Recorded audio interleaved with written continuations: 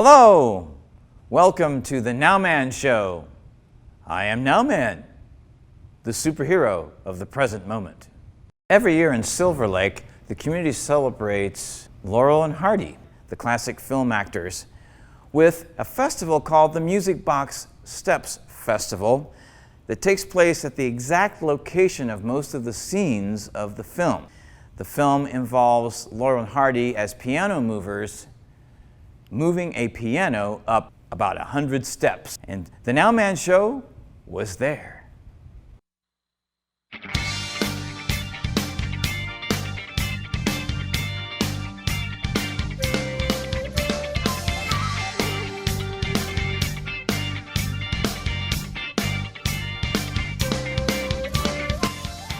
Hello, this is Nice Wanderer, and I am at the original location of a famous film scene, actually many scenes of a 30-minute talkie from 1932.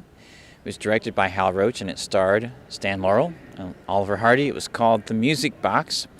It basically focused on this, the music box, which actually even has some sound effects in it. They were hired by a wealthy person who lives in a house at the top of these stairs to move this piano all the way to the top of 133 stairs, and all the different scenarios that happen in the process of making that happen. It's quite hilarious. If you get a chance to see it, it's called The Music Box.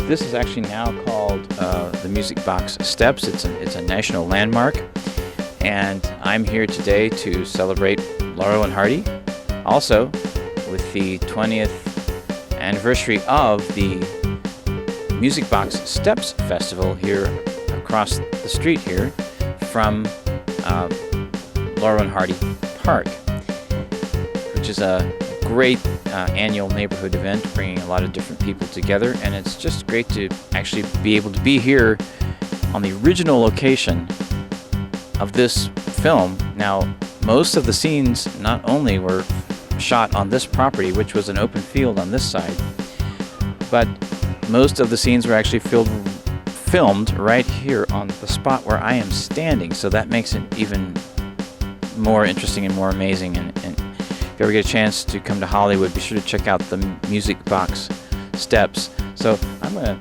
go up the steps here and check it out further.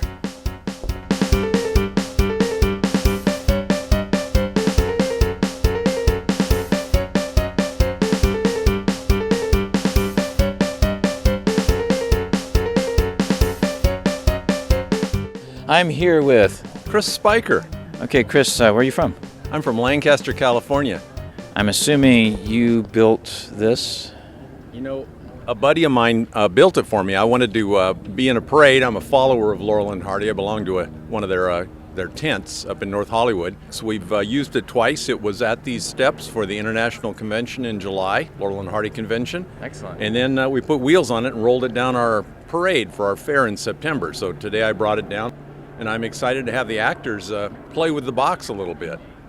Well, that's fantastic. It is a great film. It reminds us of a day that's not here, but we can still actually stand in the exact spot where these scenes actually really happen. What do you think about that? Well, you know, it's history and it's community. And the reason I built the box, we have something called AV Nice, Antelope Valley Nice, kind of like Minnesota Nice.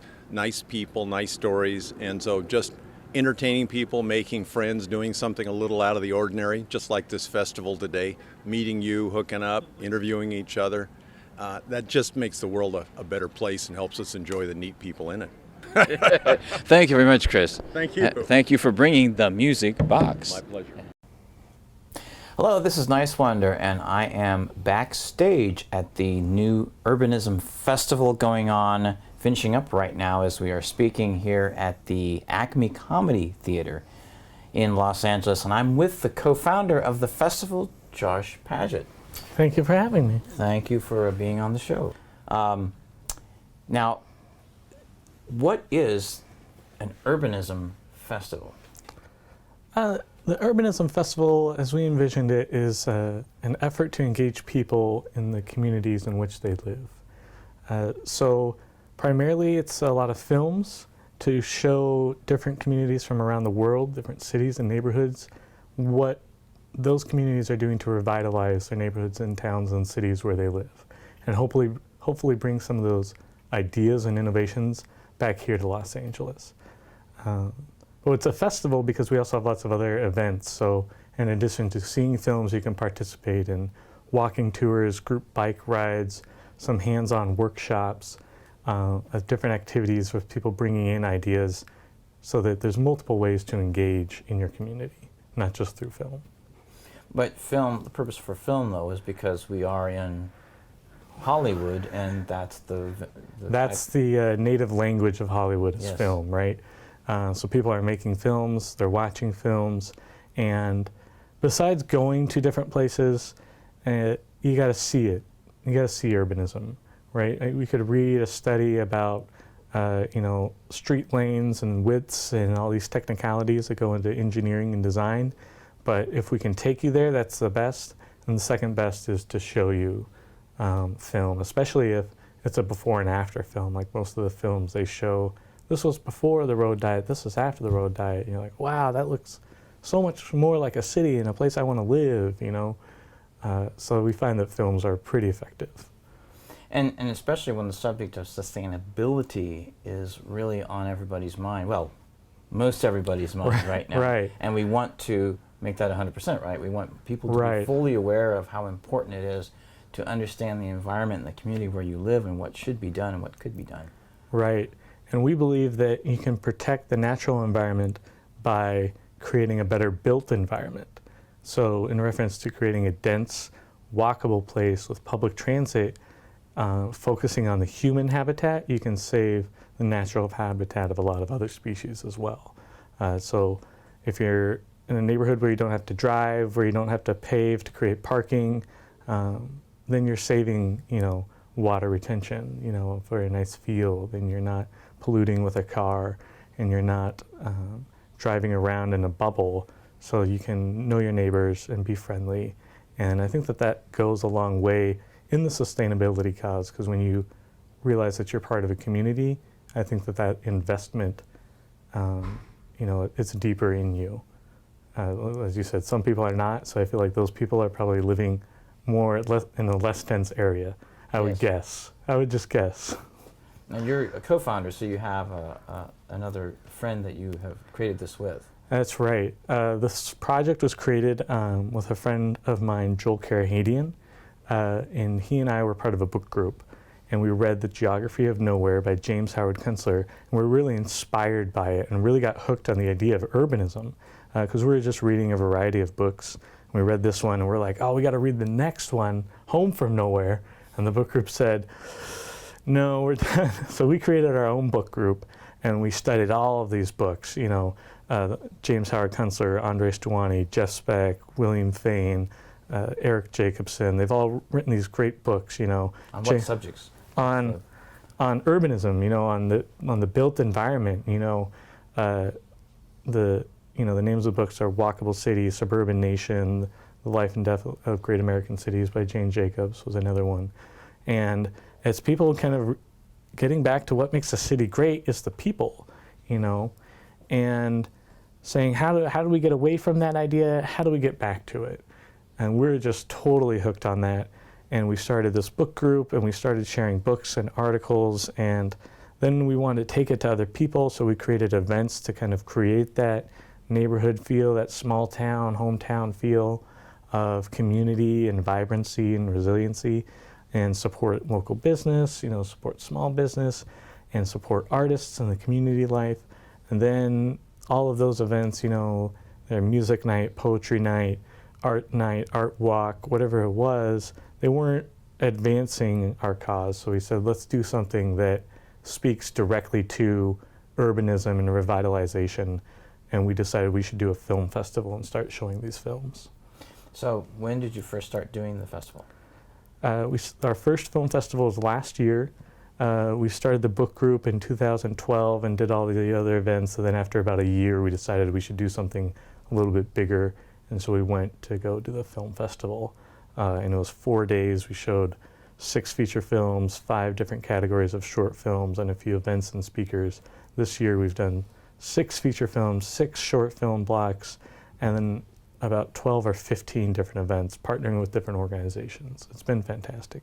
Wow. Where do you see the festival going from here now? We hope to take it to other cities and towns, take the award winners from this year to, across the country so that different people can get excited. It's also had a lot of interest from different people who are trying to advance the cause. Someone in Coeur d'Alene, Idaho is saying, oh, I'm into this and I need to convince other people, come here, bring the fest here so we can spread this movement. It's like, yeah, we want to do that. I think that's very exciting for us and for the filmmakers because they get more exposure and we start creating the better place. And I feel like that's the hook of this film festival. One of the filmmakers who was here, he said this the best, is like, it's a film festival with a purpose. Most film festivals, they celebrate film and the art of film, and then, that's it. So this film festival is like, we're going to create better places, we're doing something. So hopefully we can take that on the road and do something all over. And just expand the audience and right. To get the concepts out there for more and more people to start activating themselves and Right. participating in. Activating their cities and, getting involved, putting down roots, and, exploring their city and what makes it great. And I think that there's a lot of great stuff out there, and when people kind of have an idea or a spark from somewhere, they get involved and they discover something really fantastic. That's awesome. And we're in a comedy club. That's right. Which is kind of interesting. How does, as far as the venue is concerned, how did you pick this venue for this festival? Well, it's truly mixed use, right? Because Better Streets is no joke, but we're in a comedy club. Well, I work for this theater, and I really love it as a community institution where people can come and, take their passion and make it a reality. So I've seen that for a lot of other people who are trying to break into the movies or TV or music or comedy. And my passion, from this book group was to do something about, urbanism and creating better places for ourselves. So I said, I'm going to do something now. You catch that bug, it's contagious. Yes. So I want to do something, put on my own show, and I was passionate about urbanism and wanted to spread that. So that's how we wound up here. That's awesome. Is there anything else that you would like to add that we haven't brought up yet? Just that the takeaway is to become civically engaged. No matter where you are, there's different organizations that want your energy, want your ideas, and so many people say, we should have something like this, we should do something like this, and I just encourage people to get out there and do it. One of our guests this year was the mayor of Culver City, and she became the mayor because she was a bike advocate. She started the Culver City chapter of the Bicycle Coalition, and then she got more and more involved with activism and advocacy, and she thought, I don't want to run for mayor because I'm not that type. I don't fit that profile. And she realized, of course I fit that profile. We live in a democracy. Everyone can be a politician. Anyone can be a politician. We all are politicians. And so I found that really inspiring, and I hope that other people think that way too, so you can get involved and be excited, and I think that that's an important thing for people to take. Thank you very, very much, Joshua. It was a pleasure speaking with you. Thank you for taking your time. This is Nice Wanner from the Acme Comedy Theater. The